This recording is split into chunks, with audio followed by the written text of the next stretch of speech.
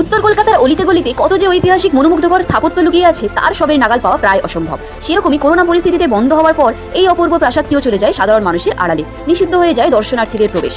এখন প্রায় দীর্ঘ 4 বছর বন্ধ থাকার পর তা আবারও খুলে দেওয়া হলো সকলের জন্য। এই প্রাসাদ যতটা না বিখ্যাত বাইরের সৌন্দর্যের জন্য, তার থেকেও বেশি আকর্ষণীয় ভিতরের চিত্রভাস্কর্য ও বিপুল সংগ্রহশালার জন্য।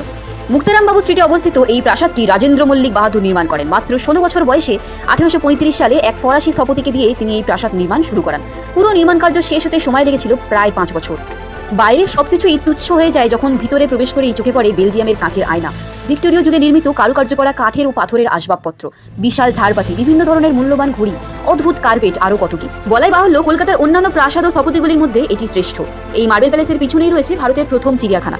বর্তমানে বিপুল জানোয়ার নেই ঠিকই, তবে নানা প্রজাতির বেশ কিছু পাখি, হরিণ, বনবিড়াল, গন্ধকুকুর ইত্যাদি দেখা মেলে। প্যালেসটি সম্পূর্ণ ব্যক্তিগত মালিকানাধীন। ভিতরে ঢুকতে কোনো টাকা লাগে না ঠিকই, তবে আইডি প্রুফ দেখাতে হয়। প্রাসাদের ভিতর